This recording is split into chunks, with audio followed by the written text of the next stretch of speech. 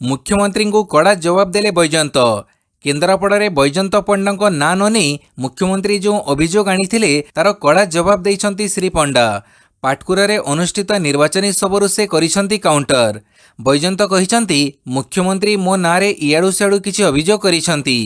मु तांकु दोष देउनी। जो तामिल बाबू तांकु कब्जा करी रखिछंती से जहा करिछंती से जहा कहउछंती नवीन सैया माइक रे कहि देउछंती। बहु दशंधि धरी मो परिवार व्यवसाय करी आसुछि। स्वर्गत बिजु अंकलଙ୍କ अमडरू आम परिवार व्यवसाय करी आसुछि। आम परिवार प्रति केही केबे आरोप लगै नाहंती। संपत्ति पई मु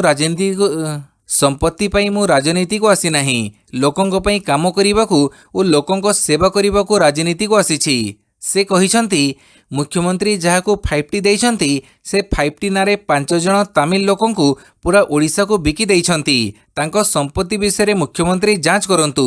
से संपत्ति ओडिया लोकंकू फेरांतु। ओडिशा रे उत्पादित बिजुलीर दर ओडिशा रे काहेकि बेसी तामिलनाडु रे काहेकि कम बोली प्रश्न करिसंती बैजयंत। ए सहित श्री पंडा मुख्यमंत्री उद्देश्य रे कहिसंती जे से रत्नभंडार चाबी केबे फेरेइबे पचारंतु। से देवे ना आमे 10 तारिख पर गोड़े गोड़े तामिलनाडु आणिबू। सूचनायोग्य केन्द्रापड़ारे निर्वाचन प्रचार बेले बैजयंतଙ୍କ ना न नहीं परीक्षा टार्गेट करथिले मुख्यमंत्री नवीन पट्टनायक। सूचनायोग्य केन्द्रापड़ारे निर्वाचन प्रचार बेले बैजयंतଙ୍କ ना न नहीं परीक्षा टार्गेट करथिले मुख्यमंत्री नवीन पट्टनायक। नवीन अभियोग करथिले जे से सांसद थिबा बेले केवल निज पई ओ तांको कंपनीर लाभ पई काम करथिले। से केन्द्रापड़ावासी सहित विश्वासघातकता करिसंती। आज पाटकुरा सभारे आसाम मुख्यमंत्री हेमंत विश्व शर्मा उपस्थित रहिथिले। से दलर केन्द्रापड़ा लोकसभा प्रार्थी बैजयंत पंडा और पाटकुरा विधानसभा प्रार्थी तेजेश्वर परिडांक पई प्रचार करथिले। केन्द्रापड़ा निर्वाचनी सभारे बीजेडी सुप्रीमो मुख्यमंत्री नवीन पट्टनायक काली बीजेपी सांसद प्रार्थी कुत्सा रटना करने को पछई नाहंती। नवीन कहिथिले जे जणे व्यक्ति को 10 वर्ष धरी केन्द्रापड़ार सांसद कली। से निज कंपनी को लाभ देई मो सह ओ केन्द्रापड़ावासी सह विश्वासघातकता करिथिले।